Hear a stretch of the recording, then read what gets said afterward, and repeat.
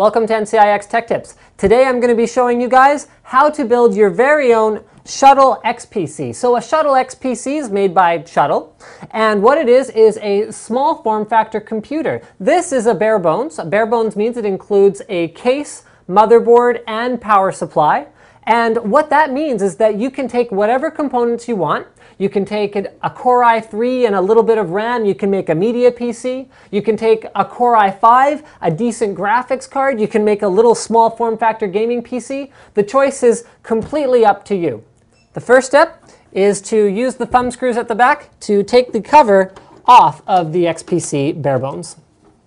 Now once we get the cover off, you can see that the Shuttle XPC has actually been pre-assembled to a certain extent. So all of the cabling is pretty much where you need it, including SATA cables that are beautifully routed from the bottom up to the top of the case where we're going to mount the drives.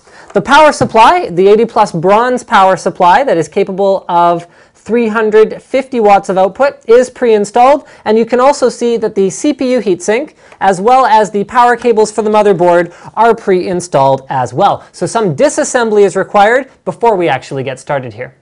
I removed two screws from the top, and the first piece I'm going to take out is the drive cage. So I can mount my hard drives and optical drive in here, and then I can put the whole assembled unit back in. This also gives me more room to work to install the CPU and RAM and all of the power cables.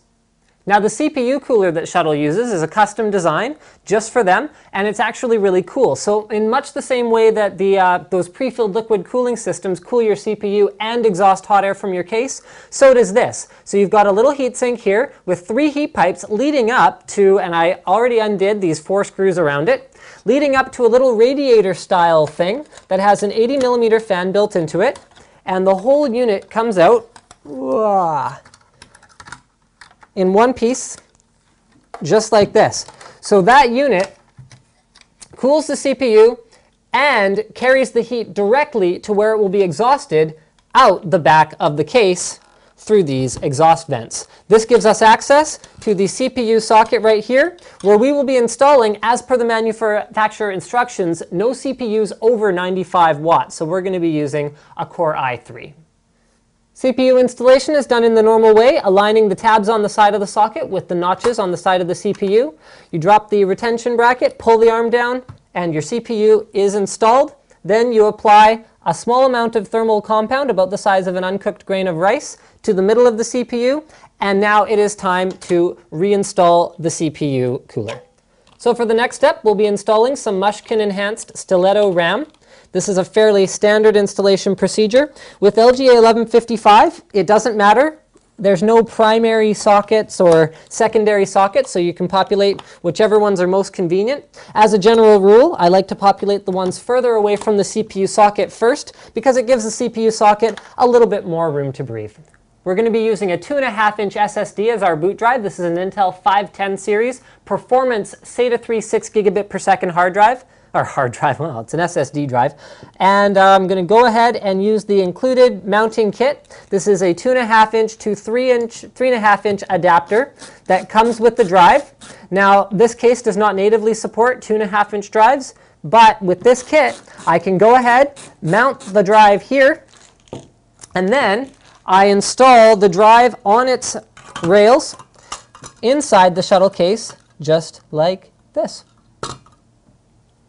Now our SSD is mounted quite securely here. It's not going anywhere. Next, we have the optical drive. Now the optical drive has a number of different alignments for the holes on the side. Easiest way to get it installed correctly is to go ahead and pop out the bezel, put this back inside. There we go, that is aligned correctly. And then slide the drive in from the front until it is flush, and then use that as a reference point for where to put the screws in on the side of the drive.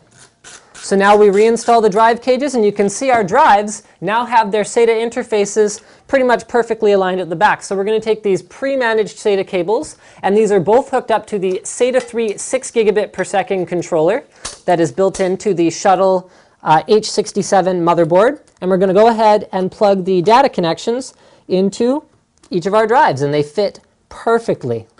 Check that out. It's almost like it's designed to work like that. And then next, we have the SATA power cables, which are also designed to fit in here just right. Let me just see if I can see which one is a touch longer. And that's the one that is designed to go right there. So we plug the bottom SATA data into the bottom drive, and then the next one into the top drive.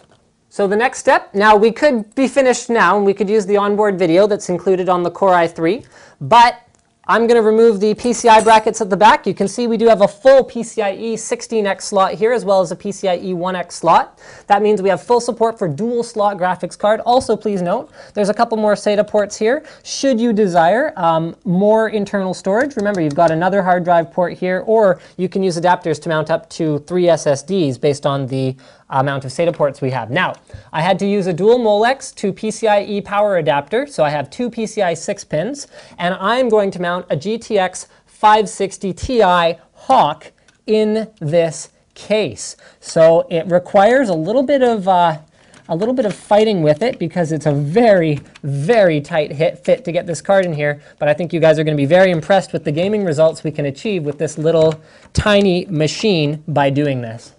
So you guys can clearly see it is quite a tight fit. This system will not run cool and quiet, I'll tell you that much right now, but turning it around here so you guys can have a look. This is a pretty high-end freaking little gaming machine in this shuttle, and what I'm going to do is I'm going to run this, I'm going to boot this thing up, show you guys what kind of temperatures we get running a gaming benchmark. Now you can see here on the side, over here, the GTX 560 Ti does not have to rely on any front case exhaust for its air supply because there is an air supply directly next to it. So it should be able to intake reasonably cool air.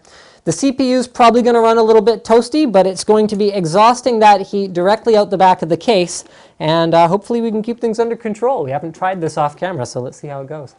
Okay guys, so we actually had to make a slight change to the configuration of our PC. I was not able to get it working with the GTX 560 Ti Hawk from MSI. So that's the card that I originally had in there. It just draws too much power. So the power supply in this bare bones is a 250 watt at 50 degrees Celsius or 300 watt at 25 degrees Celsius rated 80 plus bronze unit.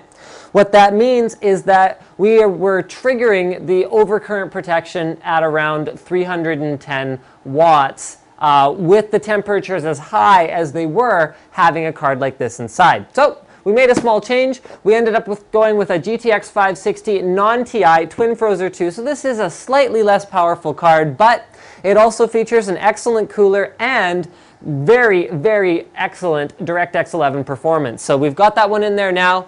Our max temperatures, we ran this before, but I have it running here in the background just to show you guys as a kind of final result thing. Yes, we can load this system right up. I've got it running FurMark as well as Prime 95 4 instances on the dual core CPU with hyperthreading. We are maxing out at about 285 to 290 watts from the wall. So given this is an 80 plus bronze power supply, it means we're pretty close to the maximum for the power supply, but it is doable, unlike with the GTX 560 Ti Hawk. So our max temperatures for our video card are going to be around 90 degrees, which is still within spec. So bear in mind, this is an absolute worst case scenario. In a more realistic scenario, you'd probably be looking at around 65 to 70 degree temperatures on your GPU and closer to about 250 watts out of the wall. So to finalize this video, I'm just going to show you guys a little bit of gaming footage.